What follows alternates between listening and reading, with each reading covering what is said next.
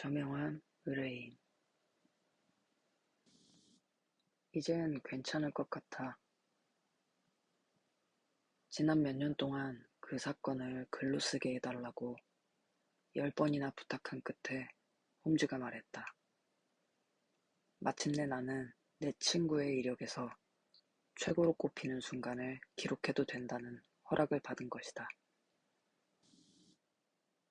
홈즈와 나는 터키탕이라면 사족을 못 썼다.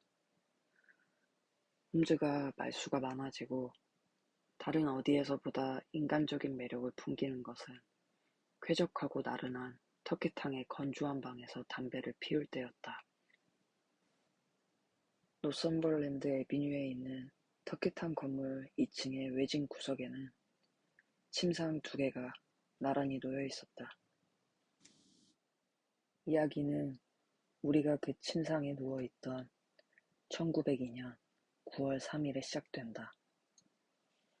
흥미로운 일이 없느냐고 내가 묻자 홈즈는 대답 대신 덮고 있던 시트 밖으로 길고 가늘고 섬세한 팔을 쭉 뻗더니 옆에 걸어둔 외투 안주머니에서 편지 봉투를 꺼냈다. 거들먹거리기 좋아하는 멍청이의 허풍일 수도 있지만 생사가 걸린 문제일 수도 있지. 홈즈가 편지를 건네주며 말했다. 내가 아는 건 여기 적힌 게 다야. 봉투를 보니 전날 칼턴 클럽에서 보낸 것이었다. 내용은 다음과 같았다. 제임스 데이머리 경이 셜록 홈즈 선생에게 경의를 표하며 내일 4시 30분에 방문하기를 원하십니다. 선생에게 의뢰하고 싶은 것이 있다고 하시는데 몹시 미묘하고도 중대한 문제인 만큼 선생이 면담에 응해주시리라 믿고 계십니다. 부디 칼턴 클럽으로 전화해서 답을 주시기 바랍니다. 당연히 응하겠다고 했지. 내가 편지를 돌려주자 홈즈가 말했다. 데이머리라는 사람에 관해 아는 게 있나? 글쎄, 사교계에서 유명하다는 것밖에는. 나는 그보다는 많이 알고 있지. 제임스 데이머리 경은 신문에 실려서는 안 되는 미묘한 사건을 처리하는 능력으로 명성이 높아. 그자가 해머퍼드 유언 사건에서 조지 루이스 경과 협상을 벌인 일은 자네도 알고 있을 걸세. 수완이 좋고 세상 물정에 밝은 자야. 그래서 나는 이 편지가 허튼 소리가 아니라고 생각해. 우리의 도움이 진정으로 필요한 것 같아. 우리? 왓슨 자네만 좋다면? 나야 영광이지. 약속 시간 잊지 말게. 4시 30분. 그럼 그때까지 이 문제는 접어두도록 하세.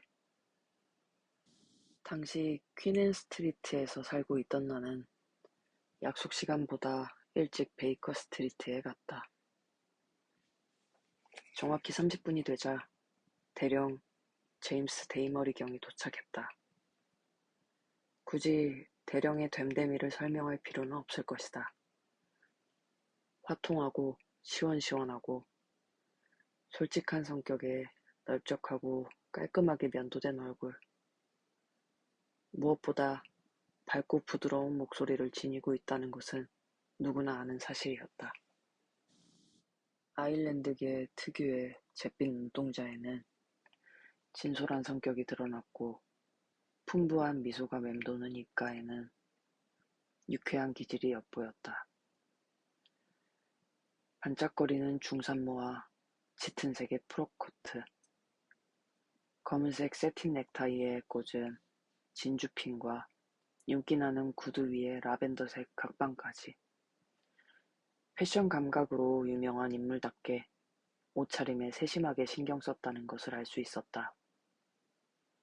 자신감 넘치는 거구의 귀족은 작은 방을 압도했다. 물론 왓슨 선생님도 오실 줄 알았습니다. 제임스 경이 공손하게 허리를 굽히며 말했다. 홈즈 씨, 왓슨 선생의 도움이 필요할 겁니다. 우리가 상대해야 하는 자는 폭력은 물론이고 수단과 방법을 가리지 않으니까요. 유럽에서 그자보다 위험한 사람은 없을 겁니다. 저는 그 같은 찬사에 어울리는 자들을 여러 번 상대해봤습니다. 홈즈가 싱긋 웃으며 말했다. 담배는 안 피우시나요? 그럼 제 파이프에 불을 붙여도 이해해 주시길. 당신의 적이 죽은 모리아티 교수나 살아있는 세바스찬 모론 대령보다 위험하다면 대적할 가치가 있을 겁니다. 그자의 이름을 물어봐도 될까요? 그루너 남작이라고 들어보셨습니까? 오스트리아의 살인자 말입니까? 제임스 경은 가죽 장갑을 끼고 있는 양손을 치켜들며 껄껄 웃었다. 역시 사정이 밝으시군요. 놀랍습니다. 그럼 이미 그자가 살인자라 판단하셨습니까? 유럽에서 일어나는 범죄를 낱낱이 추적하는 게 제 일입니다. 프라하에서 일어난 사건에 관한 기사를 읽은 사람이라면 누구나 그루노 남작을 범인이라고 여기지 않겠습니까? 그자가 목숨을 구한 것은 오로지 법의 허점과 증인의 의심스러운 죽음 때문입니다. 남작의 아내가 슈플리겐 고개에서 이른바 사고로 죽었다지만 나는 남작이 자기 아내를 죽였다고 믿습니다. 내 눈으로 본 것처럼 확실하게요. 또 남작이 영국으로 왔다는 사실도 알고 있었고 그자가 조만간 내게 일거리를 줄 것 같다는 불길한 예감도 있었죠. 자, 그루너 남작이 어떤 악행을 저질렀나요? 예전과 같은 비극이 다시 일어난 건 아니겠죠? 그보다 훨씬 심각합니다. 범죄를 응징하는 것도 중요하지만 사전에 방비하는 건 더욱 중요하죠. 홈즈 씨, 눈앞에서 무섭고 섬뜩한 일이 벌어지고 있고 어떻게 흘러갈지 똑똑히 알고 있습니다. 하지만 막을 길이 전혀 없어요. 인간에게 이보다 더한 시련이 있을까요? 없겠죠? 그렇다면 당신은 내가 대변하고 있는 의뢰인의 심정을 헤아릴 수 있을 겁니다. 제임스 경이 대리인일 뿐이라니 뜻밖이군요. 그럼 의뢰인은 누구인가요? 홈즈 씨, 부디 그 질문은 가슴에 묻어두십시오. 내 입장에서는 그분의 조남이 이 사건과 절대 엮이지 않도록 해야 하거든요. 그분은 고결하고 의로운 뜻에서 나서셨지만 이름이 알려지는 것은 원치 않으십니다. 홈즈 씨의 보수는 틀림없이 지급될 것이고 일의 과정도 전부 재량에 맡기겠습니다. 의뢰인의 실명이 그리 중요하진 않겠죠? 유감이군요. 홈즈가 말했다. 나는 수수께끼가 하나인 사건에 익숙해져 있는 터라 두 개나 되니 당혹스럽습니다. 아무래도 이 사건은 맞지 못할 것 같습니다. 손님의 표정에 당황한 기색이 역력했다. 흔들리는 감정과 실망으로 크고 섬세한 얼굴에 그늘이 드리웠다. 홈즈 씨, 당신의 결정이 어떤 결과를 가져올지 전혀 모르시는군요. 제임스 경이 말했다. 정말 난감합니다.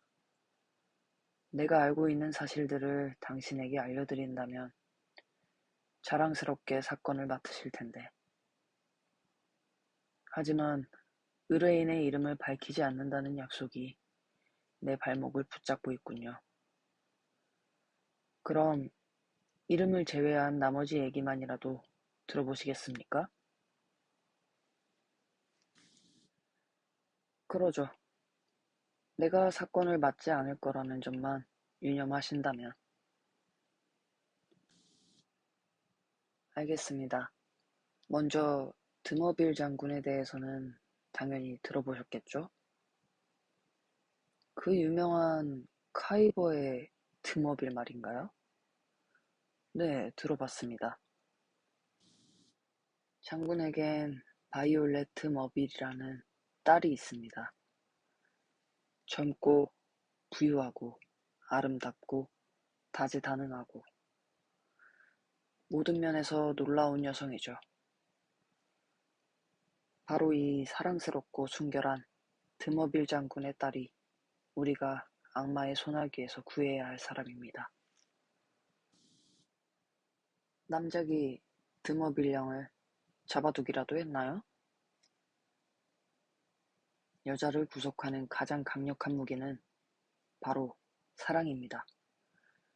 알고 계신지 모르겠지만 그 악당은 외모가 출중해요. 거기에 배려도 잘하고 목소리도 부드럽고 여심을 흘리는 낭만적이고 신비로운 분위기까지 풍기죠. 그자는 여자라면 누구나 자기에게 끌린다는 걸 알고 그 점을 최대한 이용한다고 합니다. 하지만 그런 자가 어떻게 바이올렛 드머빌 양처럼 고귀한 여성과 만나게 된 겁니까? 지중해에서 요트 여행을 하다 만났습니다.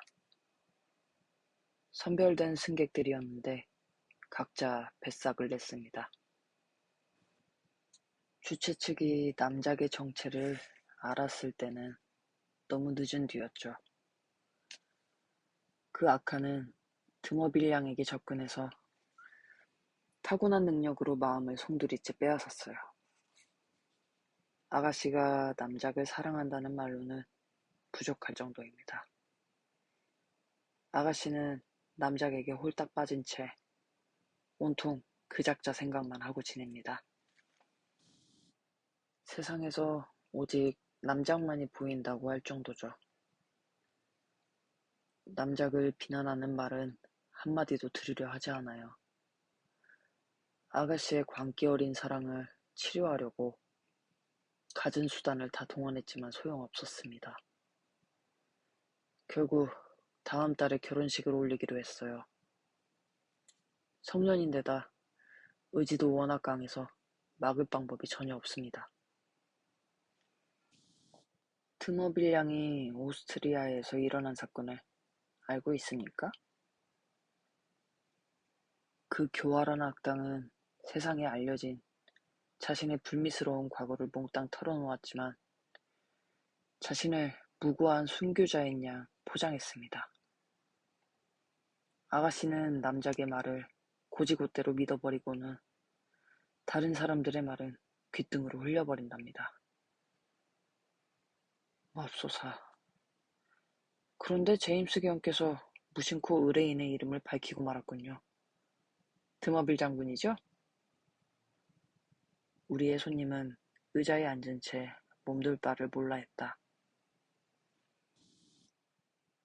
당신 말이 맞다고 거짓말을 할 수도 있지만 홈즈씨, 그건 사실이 아닙니다. 장군은 상처를 입었어요. 그 강한 군인이 이 사건 때문에 완전히 기가 꺾였습니다. 전장에서 그토록 용맹스럽던 양반이 예전의 기백을 몽땅 잃어버리고 제대로 걷지도 못하는 나약한 노인이 되었답니다. 이 오스트리아 사람 같은 교활하고 강력한 악당과 겨룰 힘이 전혀 없단 말입니다. 내 의뢰인은 여러 해 동안 장군과 가까이 지낸 친구분으로 드머빌 양이 소꿉장난을 하던 때부터 친아버지처럼 아꼈습니다. 그분은 이 비극이 그대로 완성되는 것을 두고 볼 수 없어서 뭐라도 해보려는 겁니다. 런던 경찰국이 개입할 일은 아닙니다. 이 사건을 홈즈 씨에게 맡기자고 한 것도 그분의 제안이죠. 하지만 아까도 말했듯이 본인이 이 일에 연루되어서는 안 된다는 조건을 분명히 밝히셨어요. 홈즈 씨, 당신의 출중한 능력이라면 내 뒤를 캐서 의뢰인의 정체를 밝히는 건 식은 죽 먹기라는 것을 잘 압니다. 하지만 명예가 걸린 문제이니 부디 삼가주세요. 그분의 신변을 보호해달라는 말입니다. 홈즈는 알 수 없는 미소를 지었다. 그 점은 꼭 약속드리죠. 게다가 이 사건에 흥미가 가는군요. 조사해보고 싶어졌습니다. 이후 연락은 어떻게 하면 될까요? 칼턴 클럽을 통하시면 됩니다. 하지만 급한 일을 대비해서 개인 연락처를 알려드리죠. XX31번으로 연락하십시오. 연락처를 받아 적고 다시 앉은 홈즈는 무릎 위에 수첩을 펼쳐놓은 채 여전히 웃음을 머금고 있었다. 남작은 지금 어디에 머물고 있나요? 킹스턴 인근의 번원주택입니다. 대저택이죠. 그자는 떳떳하지 못한 투기로 부자가 되었어요. 그래서 더 위험한 자입니다. 그자가 지금 집에 있나요? 네. 지금까지 말씀하신 것 말고 남작에 관한 또 다른 정보는 없습니까? 남작은 사치스러운 취미를 가지고 있습니다. 말을 아주 좋아하죠. 잠깐 동안 헐링엄에서 폴로 선수로 뛰기도 했지만 프라하 사건으로 시끄러워지자 그만둬야 했죠. 도서나 그림도 수집합니다. 제법 예술적인 면모가 있거든요.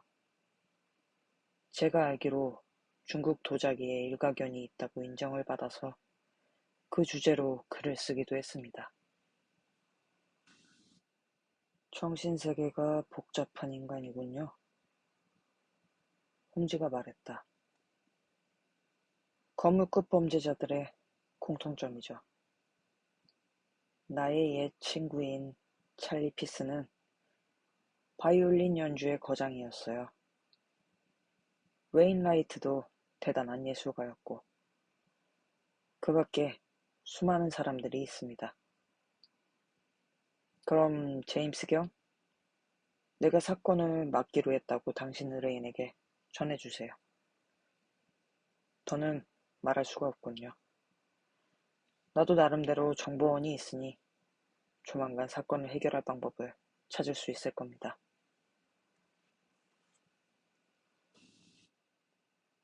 손님이 떠난 뒤 홈즈는 내 존재를 잃어버린 듯 아주 오랫동안 생각에 잠긴 채 앉아 있었다. 하지만 마침내 활기차게 현실로 돌아왔다. 자, 왓슨. 자네는 어떻게 생각하나? 홈즈가 물었다. 드머빌 양을 만나보는 게 좋을 듯 싶네. 이 친구야. 자신의 낙담한 늙은 아버지의 말도 흘려듣는 아가씨가 나처럼 낯선 남자의 말에 설득될 거라 생각하는가? 다른 모든 시도가 실패하면 그런 제안도 의미가 있겠지. 하지만 우리는 조금 다른 각도에서 시작을 해야 할 것 같아. 내 생각엔 신웰 존슨이 도움이 될 것 같군. 나는 그동안 신웰 존슨을 언급할 기회가 없었다. 홈즈의 후기 사건에서 이야기 소재를 고른 적이 없기 때문이다. 존슨은 새로운 세기가 시작된 첫 해에 조수로 일했는데 안타깝게도 처음에는 악당으로 자신의 이름을 알리고 파크허스트에서 2차례나 복역한 이력이 있었다. 결국 죄를 뉘우친 존슨은 홈즈와 손을 잡고 런던의 지하범죄 세계에서 정보원으로 활약하며 종종 아주 결정적인 정보들을 물어다 주었다. 존슨이 경찰의 앞잡이로 활약했다면 정체가 금방 탄로났을 것이다. 하지만 법정으로 직행하지 않은 사건들을 다루었기에 존슨의 범죄 세계의 동료들은 아무것도 눈치채지 못했다. 존슨은 두 차례의 빛나는 복역 경력에 런던의 모든 나이트클럽, 싸구려 여인수, 도박장을 제 집 드나들듯 할 수 있었으며 남다른 눈썰미와 비상한 두뇌를 갖추었기에 정보원으로서 이상적이었다. 셜록 홈즈가 도움을 구하려고 하는 존슨은 바로 이런 사람이었다. 나는 의사 업무 때문에 친구의 계획에 바로 동참할 수는 없었지만 약속을 잡고 그날 저녁 심슨 레스토랑에서 홈즈를 만났다. 창가의 작은 테이블에 앉아 도시의 삶이 강물처럼 흐르는 스트랜드 스트리트를 굽어보면서 홈즈가 그동안의 경과를 들려주었다. 존슨이 정보를 물어다 줄 거네. 홈즈가 말했다. 지하세계의 어두운 귀퉁이에서 쓰레기를 뒤지다 보면 뭐라도 건질 게 있을 거야. 우리가 캐내야 하는 남작의 비밀이 저 아래 범죄의 검은 뿌리 근처에 도사리고 있을 테니까. 하지만 그 아가씨가 이미 알려진 사실들을 받아들이려 하지 않는다면 새로운 정보를 캐낸다 한들 무슨 소용이 있는 거지? 혹시 모르지 않는가? 남자에게 여자의 생각과 감정이란 맞출 수 없는 퍼즐 같은 거라네. 살인은 용서나 해명이 가능하지만 사소한 잘못이 여자의 마음을 갈갈이 찢어놓을 수 있지. 그르노 남작이 나에게 말하길. 남작이 자네에게 말했다고? 미처 자네에게 일러주지 못했군. 자, 왓슨. 나는 적수와 직접 만나는 걸 좋아한다네. 눈과 눈을 마주하며 상대가 어떤 인간인지 파악하는 거지. 존슨에게 지시를 내린 뒤 마차를 타고 킹스턴으로 가서 남작을 만났는데 아주 상냥하더군. 자네를 알아보던가? 나를 알아보는 거야 어려울 게 없었지. 미리 명함을 건넸거든. 그자는 대단한 적수야. 얼음처럼 차갑고 자네 같은 인류 의사처럼 부드러운 목소리에 분위기도 차분해. 그러면서도 코브라처럼 독을 품고 있는 인간이었지. 그자는 범죄 세계의 귀족이라 할 만해. 겉으로는 오후에 차 한 잔을 권하면서도 속으로는 잔혹한 범죄를 계획하거든. 맞아. 나는 아달베르트 그르노 남작과 맞서게 된 사실이 기쁘다네. 그자가 상냥하다고? 먹잇감을 앞에 두고 가르랑거리는 고양이 같더군. 주먹을 휘두르는 험악한 사내보다 상냥하게 구는 사람이 더 치명적일 때가 있지. 인사말이 참 별났어. 홈즈 씨, 당신을 조만간 만나게 될 줄 알았습니다. 드머빌 장군의 의뢰를 받으셨죠? 나와 드머빌 양의 결혼을 막으려고요. 안 그런가요? 나는 순순히 인정했어. 이보시오, 홈즈 씨. 여태껏 쌓아놓은 명성만 무너질 겁니다. 당신이 막을 수 있는 결혼이 아니거든요. 별 소득도 없이 위험만 자초하게 될 테니 좋은 말로 할 때 당장 손을 떼시죠. 그거 참 재밌군요. 내가 대답했지. 그리고 계속 말했어. 하지만 그 충고는 내가 당신에게 하고 싶었던 말입니다. 나는 남작의 두뇌에 경의를 표하는 바입니다. 인간성은 별로인 것 같지만 그렇다고 내 존경심이 줄어들지는 않아요. 남자 대 남자로 말하겠습니다. 당신의 과거를 캐내서 마음을 어지럽히고 싶어하는 사람은 아무도 없습니다. 다 지난 일이고 지금은 아무 탈 없이 잘 살고 있으니까. 하지만 이 결혼을 고집한다면 강력한 적수들이 벌떼처럼 달려들어 당신을 내버려 두지 않을 겁니다. 영국 땅이 당신을 뱉어낼 때까지요. 이 게임에 그만한 가치가 있나요? 드머빌 양은 건들지 않는 게 좋을 겁니다. 그 아가씨가 당신의 과거를 알게 된다면 당신에게 좋을 리가 없겠죠. 남작은 코수염에 왁스를 먹였는데 모양이 꼭 곤충의 짧은 더듬이 같았어. 내가 말하는 동안 그 털들이 재미있다는 듯 바르르 떨리는가 싶더니 남작이 이내 껄껄 웃더군. 무례를 용서하시오, 홈즈씨. 하지만 수중에 패도 없이 게임을 하려는 모습을 보니 참 우습군요. 당신보다 잘할 수 있는 사람은 없겠지만 그래도 애처롭긴 매 한 가지예요. 당신에겐 좋은 패가 하나도 없습니다. 가장 한심한 패가 있을 뿐이죠.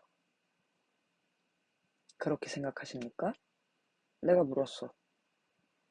그렇습니다. 한 가지만 똑똑히 알려드리죠. 내 수중의 패가 워낙 강해서 그 정도는 보여줄 수 있거든요. 운 좋게도 나는 드머빌 양의 사랑을 한 몸에 받고 있습니다. 내 과거에 온갖 불행한 사건들을 낱낱이 밝혔음에도 그 사랑엔 변함이 없어요. 또한 그 숙녀에게 사악하고 교활한 사람이 찾아와서 그런 일들을 떠벌릴 거라고 말했답니다. 홈즈씨, 당신이 그런 사람임을 인정하셨으면 좋겠지만 아무튼 나는 드머빌 양에게 그런 인간을 어떻게 대해야 하는지도 일러두었소.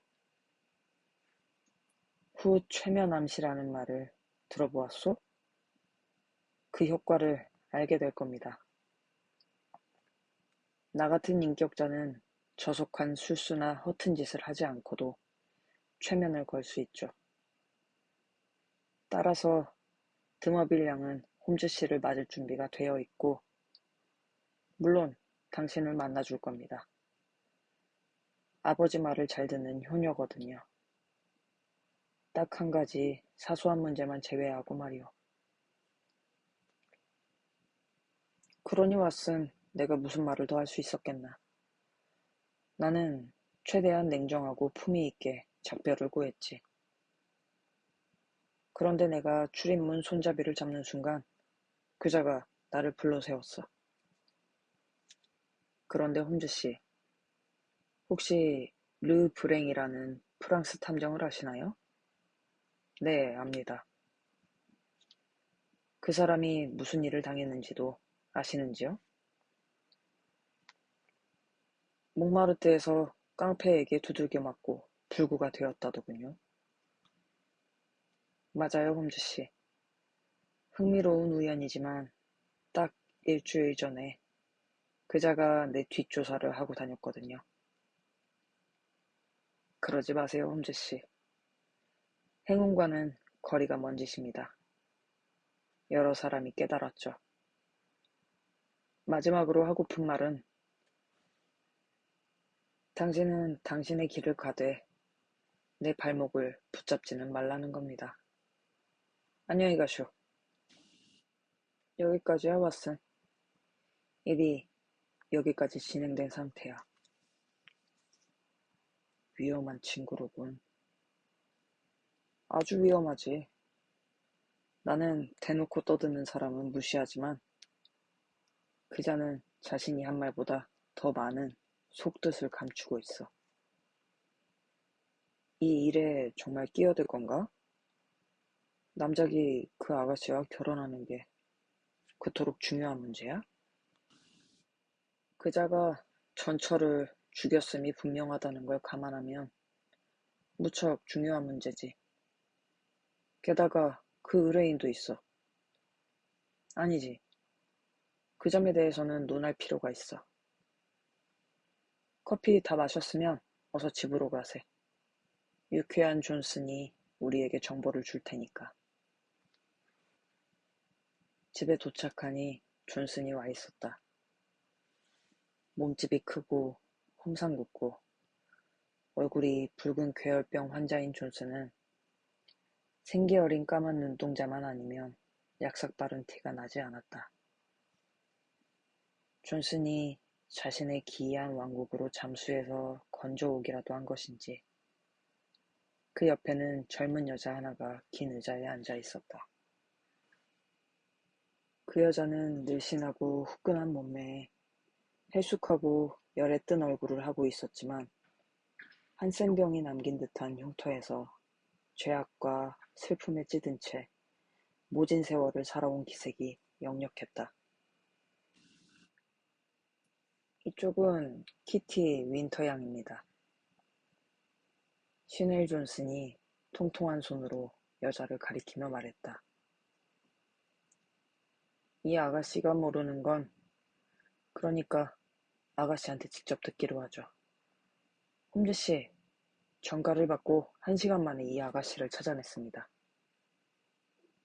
나를 찾는 건 아주 쉬워요. 젊은 여자가 말했다. 런던에만 죽치고 있었거든요. 뚱보 존슨과는 주소도 같아요. 우리는 오래된 친구예요. 뚱보, 너랑 나 말이야. 그런데 세상에 정의라는 게 있다면 우리보다 더 끔찍한 지옥으로 떨어져야 할 인간이 있어요. 홈즈씨 바로 당신이 쫓고 있는 인간이죠. 홈즈가 빙그레 웃었다. 아가씨가 우리에게 덕담을 해주는군요. 그자를 지옥에 쳐넣을 수만 있다면 무슨 일이든 하겠어요. 우리의 손님이 격한 어조로 말했다.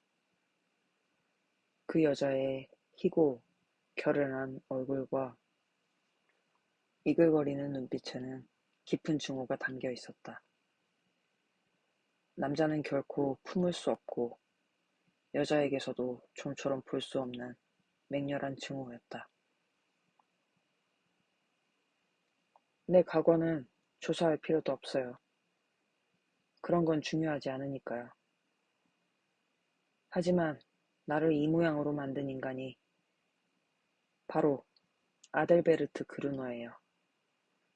그 인간을 나락으로 끌어내릴 수만 있다면 그 여자는 손으로 미친 듯이 허공을 움켜쥐었다. 그 인간이 수많은 사람을 밀어뜨린 그 지옥으로 그자를 끌어내릴 수만 있다면. 일이 어떻게 진행되고 있는지 아시죠? 뚱보 존슨이 말해줬어요. 그자가 어떤 불쌍한 바보를 쫓아다니더니 결국 결혼을 하려고 한다면서요? 당신은 그자를 막고 싶어 하고요. 그 인간을 막으려는 걸 보니 그자에 대해 어느 정도 아시는 것 같네요. 정신도 멀쩡한 지체 높은 여자가 그런 악당과 한 이불을 덮고 싶어 하다니. 그 아가씨는 멀쩡하지 않습니다. 사랑에 미쳐 있어요. 그루너 남작에 대해 모든 걸 들었지만 전혀 개의치 않고 있습니다. 살인에 대해서도 들었나요?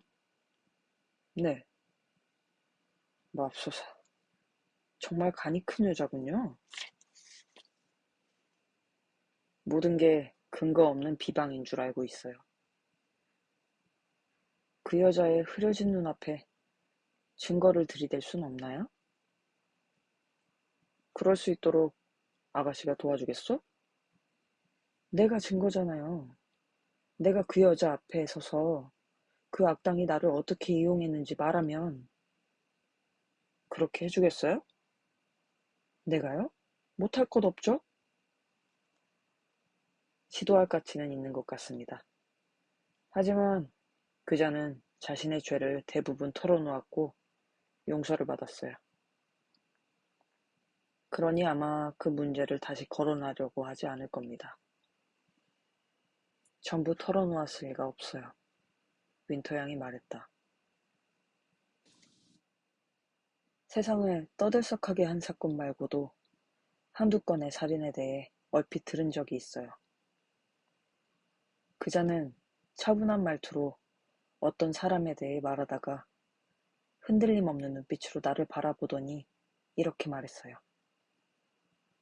그 녀석은 한 달 만에 죽어버렸어. 그 말투 역시 차분했어요. 하지만 나는 거의 신경 쓰지 않았죠. 당시에는 그자에게 푹 빠져 있었으니까. 그자가 무슨 짓을 하든 상관없었어요. 그 불쌍한 바보처럼요. 그런데 나에게 충격을 준 일이 딱 하나 있었어요. 그래요. 그 인간이 독 묻은 혓바닥으로 거짓말을 하며 나를 구워 삶고 달래지만 않았다면 그날 밤에 그자를 떠났을 텐데. 그자에게 책이 하나 있어요. 자물쇠가 달린 갈색 가죽책인데 겉표지에 금 문장이 새겨져 있죠. 그날 밤 그 인간이 많이 취했던 것 같아요. 아니면 나에게 그 책을 보여줬을 리가 없겠죠. 무슨 책이었습니까? 그러니까 홈즈 씨, 그 남자는 여자를 수집해요. 나방이나 나비를 수집하듯 여자 수집하는 걸 자랑스럽게 여기죠. 그 책에 수집한 여자들이 담겨 있었어요.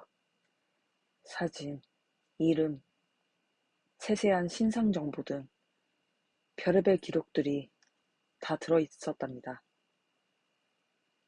쓰레기 같은 책이었어요. 아무리 막대 먹은 인간이라 할지라도 어떻게 그런 걸 만들 수 있는지. 하지만 그 책을 만든 자가 아델베르트 그루노라는 건 변함없는 사실이죠. 마음만 먹었다면 내가 망가뜨린 여자들 같은 제목을 붙일 수도 있었을 거예요. 하지만 다 부질없는 얘기죠. 어차피 그 책이 홈즈 씨에게 도움이 될 리도 없고 그렇다 한들 찾을 수도 없으니까요. 그 책은 어디 있나요? 지금 어디 있는지는 나도 몰라요. 내가 그자의 곁을 떠난 지 1년도 넘었는걸요. 하지만 전에 책을 어디에 두었는지는 알고 있어요. 그자는 고양이처럼 정확하고 깔끔한 채 하니까 지금도 서재 내실에 낡은 책장 서류함에 들어있을지도 몰라요. 그 인간의 집은 아세요? 서재에 가봤습니다. 홈즈가 말했다. 벌써요? 오늘 아침에 시작한 일이라더니 동작이 빠른 편이시군요. 불쌍한 아델베르트가 이번에 제대로 된 적수를 만난 것 같군요. 서재 외실에는 중국 도자기가 있어요. 창문 사이에 있는 커다란 유리 찬장에 말이죠. 책상 뒤에는 내실로 통하는 문이 있어요. 서류 따위를 보관하는 작은 방이죠. 남작이 도둑 걱정은 안 합니까? 아델베르트는 겁이 없어요. 아무리 무서운 적이라도 그 인간에게 겁이 있다고는 말 못할 거예요. 그자는 자기 몸은 충분히 지킬 수 있는 사람이거든요. 야간 경보장치가 있어요. 중국 도자기라면 모를까. 도둑이 털어갈 것도 없고요. 그건 쓸데가 없지. 신엘 존슨이 전문가 같은 어조로 단정지었다. 어떤 장물업이도 녹이거나 되팔 수도 없는 그런 물건을 사려고 하진 않을 거야. 그렇겠군. 홈즈가 말했다. 자, 그럼 윈터 양, 내일 오후 5시에 이곳으로 다시 들러주십시오. 그 사이에 그 아가씨와 직접 만날 수 있을지 알아보겠습니다. 도와주셔서 정말로 감사드립니다. 내 의뢰인이 보수는 아주 넉넉하게 그런 건 바라지도 않아요. 여자가 소리쳤다. 돈을 바라고 온 게 아니에요. 나는 그 인간이 진흙탕에 나뒹구는 모습을 보고 싶어요. 그걸로 보상은 충분합니다. 그자의 가증스러운 얼굴을 콱 밟아서 진창에 쳐놓고 싶단 말이에요. 그게 내 보수예요. 홈즈 씨가 그자를 쫓는 한 내일이든 언제든 부르면 항상 달려오겠습니다. 이 뚱부한테 물어보시면 내가 있는 곳을 언제든 찾아낼 수 있을 거예요. 내가 홈즈를 다시 만난 것은 이튿날 저녁 스트랜드 스트리트 식당에서 저녁 식사를 할 때였다. 내가 드머빌 양을 만난 소득이 있었냐고 묻자 홈즈는 어깨를 으쓱했다. 그러고는 다음 이야기를 들려주었다. 홈즈의 말투는 너무 딱딱하고 건조해서 좀 더 부드러운 일상의 말로 다시 풀었어야 했다.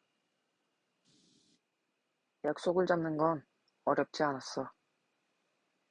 약혼 때문에 노골적으로 아버지 뜻에 반하는 걸 만회하려고 다른 부차적인 일들에서는 아주 고분고분한 모습을 보여주고 있거든.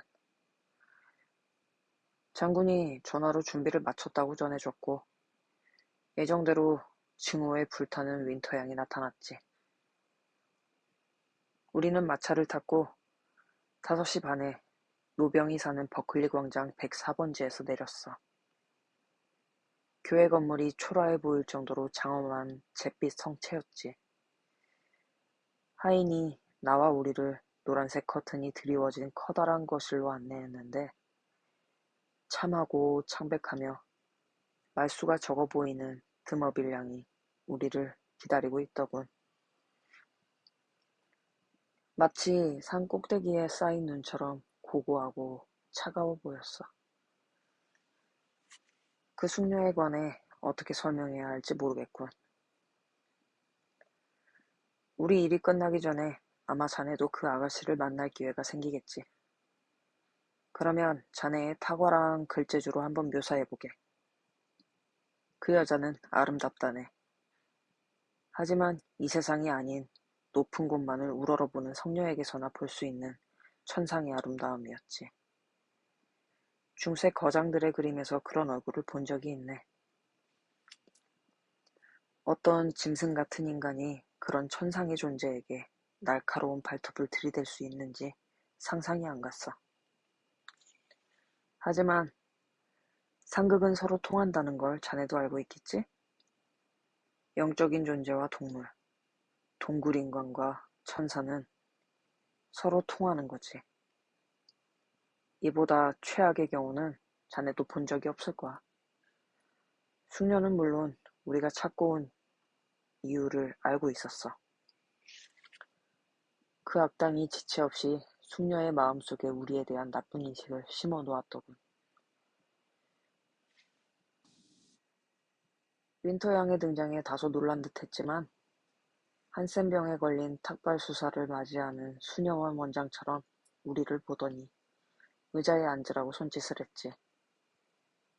이보게 왓슨, 만약 자네에게 자만심이 깃들기 시작한다면 부디 바이올렛 드머빌 양을 본받도록 하게. 그런데 선생님, 드머빌 양이 빙하에서 불어오는 바람 같은 목소리로 말했어. 선생님 성함이 귀에 익어요. 선생님은 제 약혼자인 그루너 남작을 비방하려고 오신 걸로 알고 있습니다. 제가 선생님을 만난 건 오직 아버지가 원하셨기 때문입니다.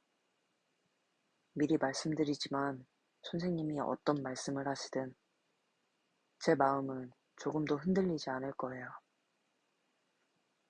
나는 그 아가씨가 참 안쓰러웠네. 순간 나는 그 아가씨가 마치 친딸인 것처럼 느껴졌어. 나는 그리 달변이 아니야. 또 가슴보다는 머리형 인간이지. 하지만 나는 성격에 어울리지 않게 내가 알고 있는 온갖 따뜻한 말들로 간곡히 호소했어. 결혼한 후에야 비로소 남편의 본성을 깨달은 여성.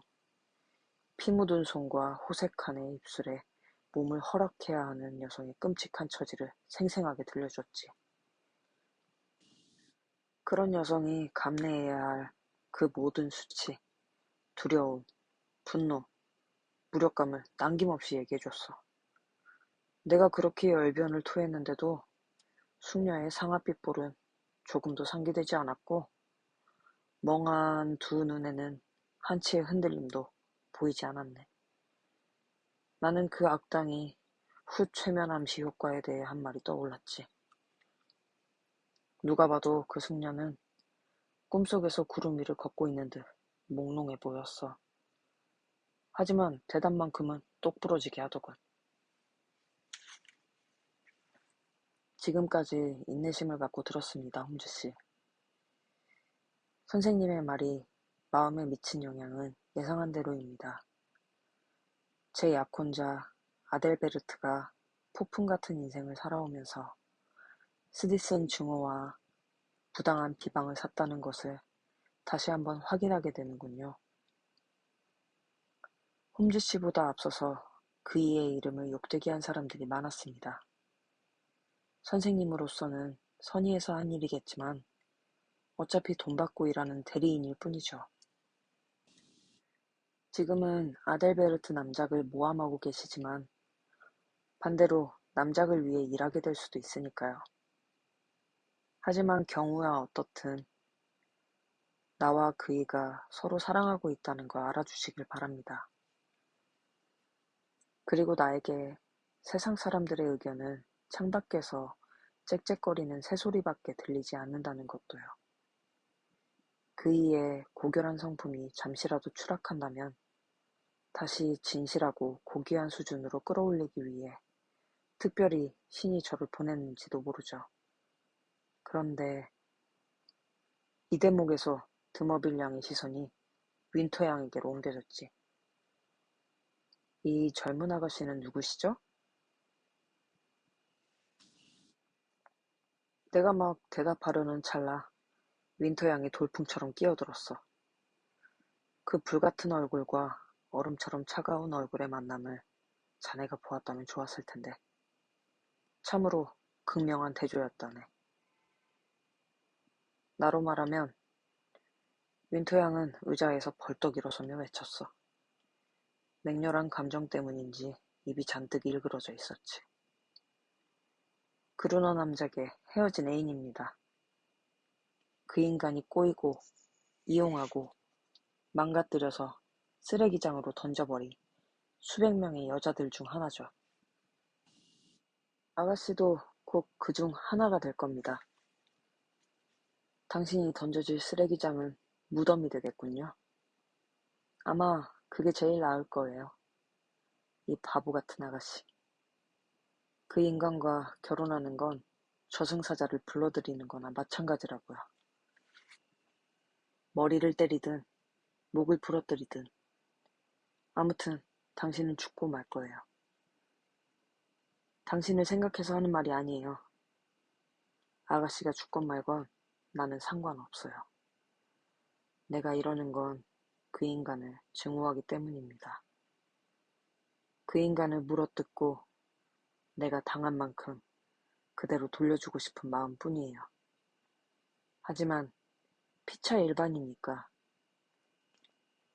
나를 그런 눈으로 보지 마요. 예쁜 아가씨, 당신은 나보다 더한 나락으로 떨어질 테니까.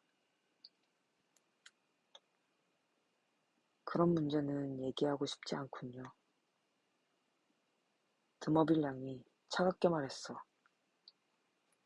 하나만 더 말하죠. 내가 듣기로 아델베르트는 자신과 엮인 교활한 여자들과 3번의 관계를 맺었어요. 그 작자는 그 여성들에게 저지른 과오를 진심으로 뉘우쳤어요. 3번이라고? 윈터 양이 소리를 질렀다. 이런, 당신은 바보 천치야. 홈즈 씨, 이제 그만 이 면담을 끝내달라고 부탁드리고 싶군요. 차가운 목소리가 말했어. 아버지 때문에 당신을 만나긴 했지만 이 미친 여자의 헛소리는 더 이상 들어줄 수가 없네요. 욕설을 날리며 윈터 양은 앞으로 달려들었지. 내가 그 여자의 손목을 붙잡지 않았다면 아마도 열불나게 하는 그 숙녀의 머리채를 움켜잡았을지도 몰라. 나는 윈터 양을 문 앞까지 질질 끌고 가서 다행히 사람들 눈에 띄지 않고 마차에 태울 수 있었네. 그 여자가 분노로 제정신이 아니었기 때문에 어쩔 수 없었지. 냉정을 유지하려 했지만 나 자신도 속이 부글부글 끓더군. 우리가 구하려고 애쓰는 숙녀가 차분하고 냉담하고 공손한 태도를 보이니까 왠지 모르게 약이 올랐거든. 자, 그럼 이제 우리가 어떤 상황인지 자네도 정확하게 파악했겠지? 이 방법이 그쪽에서 먹히지 않았으니 판을 새롭게 짜야 한다는 게 분명해졌네. 왓슨, 자네도 도울 일이 있을 테니 곧 연락하겠네. 우리보다 먼저 행동에 나설 가능성이 크겠지만. 정말 그랬다. 그들이, 아니 그자가 먼저 일격을 가했다. 드머빌 양이 개입했다고 믿을 수는 없었으니까. 그 플래카드를 바라보고 있던 자리를, 그리고 그 순간 내 심장을 뚫고 간 공포의 전율을 지금도 기억한다. 내가 서 있던 곳은 외다리 신문파리가 석간신문을 팔고 있던 그랜드 호텔과 체링크로스역 사이였다. 지난번 대화를 나눈 뒤 딱 이틀 지난 후였다. 끔찍한 신문지에는 노란 바탕에 검은 글씨로 이렇게 쓰여 있었다. 셜록 홈즈, 습격당하다. 나는 멍한 채로 한동안 서 있었던 것 같다. 그 뒤의 기억은 가물가물하다. 신문을 낚아챘고 신문파리가 돈을 내라고 소리쳤고 어느 약국에 들어가서 기사를 읽은 듯하다. 기사 내용은 이랬다. 저명한 사립탐정인 셜록 홈즈가 오늘 아침 살인적 공격을 받고 위중한 상태에 빠졌다. 정확한 내용은 알 수 없지만 12시경 리전트 스트리트 카페 로얄 밖에서 봉변을 당한 것으로 보인다. 셜록 홈즈는 지팡이를 든 2명의 괴한에게 머리와 몸통을 가격당했고 의사에 따르면 심각한 부상을 입었다. 체링크로스 병원으로 이송된 후 줄곧 베이커 스트리트에 자기 집으로 옮겨줄 것을 고집했다고 한다. 셜록 홈즈를 폭행한 괴한들은 말쑥한 차림을 하고 있었고 카페 로얄의 후문을 빠져나가 글래스하우스 스트리트로 달아난 것으로 보인다. 범인들은 평소 빼어난 활약을 해오던 피해자에게 원한을 품은 범죄 조직의 일원일 가능성이 높다. 두말할 나위 없이 나는 기사를 읽자마자 마차를 잡아 타고 베이커 스트리트로 달려갔다. 병원 홀에 유명한 외과 의사 레슬리 오크숍 경이 있었고 길가에 의사의 마차가 대기하고 있었다.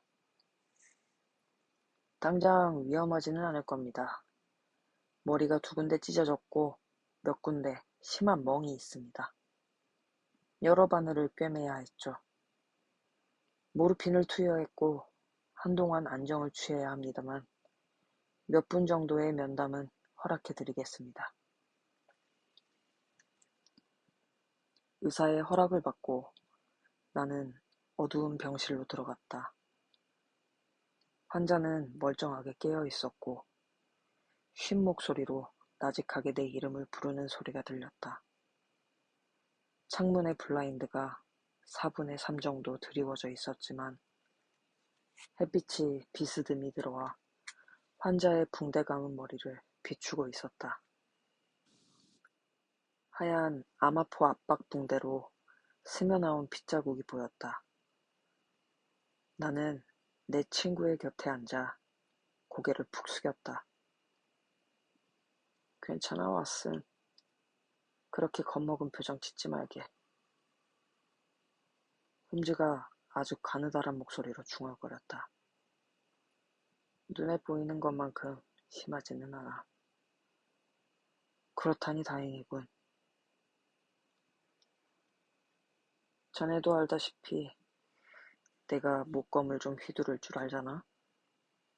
다른 공격은 잘 막았는데 2번째 사내를 당해내지 못했어. 내가 어떻게 할까, 홈즈? 괴한들을 보낸 건 틀림없이 그 작자야. 자네가 말만 하면 당장 쳐들어가서 그 인간들을 박살내주겠네. 진정해, 왓슨. 그건 안 될 말이야. 경찰이 그놈을 잡지 않는 한 우리가 할 수 있는 일은 없어. 하지만 놈들이 도주한 걸 보면 사전에 치밀하게 계획한 건 틀림없어. 그 점은 확신할 수 있어. 조금만 기다려. 나도 생각이 있어. 먼저 할 일은 내 부상을 부풀리는 거야. 사람들이 소식을 물으러 자네를 찾아갈 거야. 그러면 잔뜩 과장해서 말하게. 뇌진탕으로 길어야 1주일밖에 못 산다고 해도 좋고 자네 마음대로 떠벌리게. 과장이 심하면 심할수록 좋아. 하지만 레슬리 오크숍 경우는 어떡하고? 아, 그분은 걱정 말게. 나에게서 최악의 상태만 보게 될 거야. 내가 알아서 하겠네. 다른 건 없어? 존슨에게 윈터 양을 피신시키려고 하게. 괴한들이 이제 그 여자를 잡으려고 할 거야. 물론 그자들도 윈터 양이 나를 도우려고 했다는 걸 알고 있어. 나를 해치려고 달려든 자들이 그 아가씨를 내버려 둘 리가 없지. 서둘러야 하네.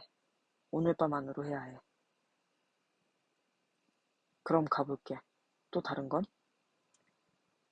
내 파이프를 탁자 위에 놓아줘.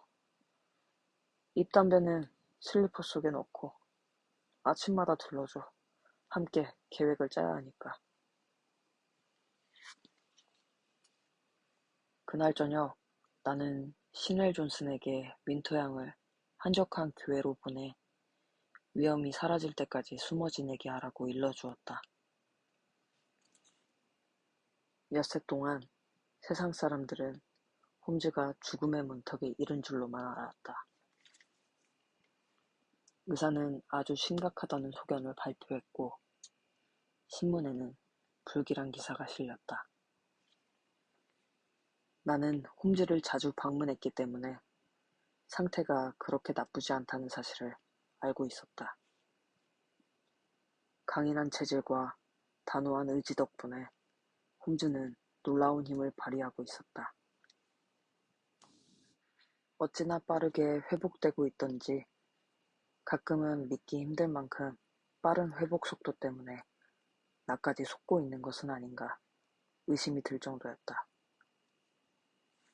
홈즈에게는 흥미로운 구석이 있었다. 가장 친한 친구에게도 정확한 계획이 무엇인지 알려주지 않고 궁금증을 키우게 하다가 마지막에 극적인 결과를 연출하는 것이었다.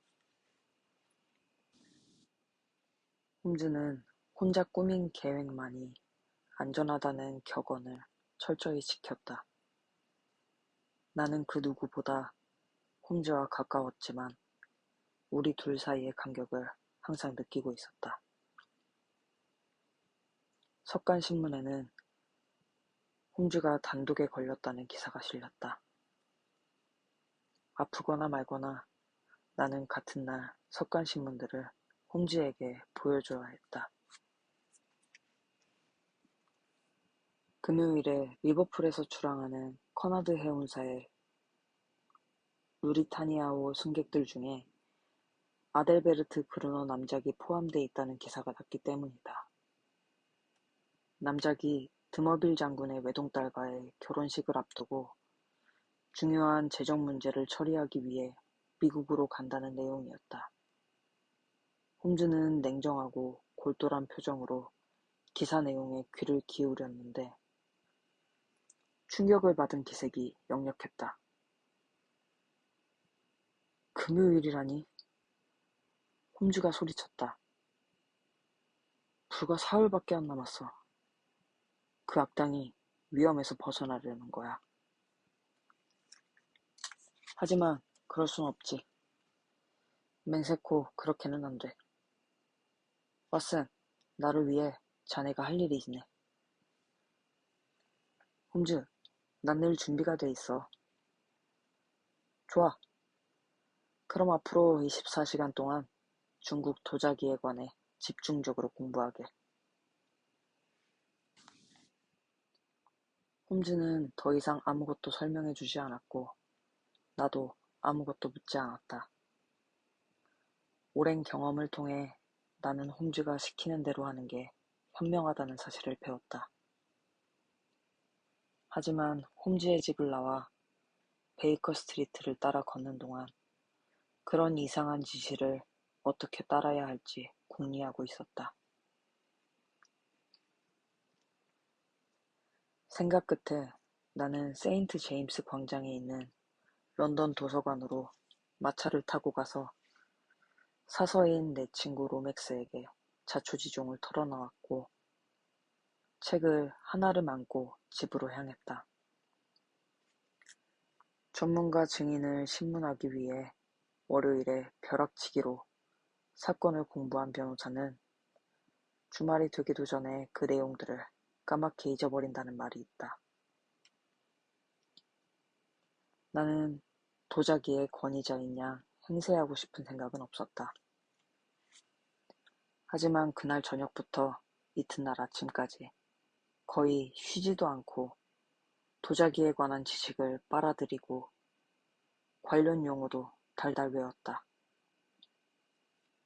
위대한 예술가들의 낙관, 수수께끼 같은 육식갑자, 주원장의 인장과 영락제 시대의 아름다운 작품들,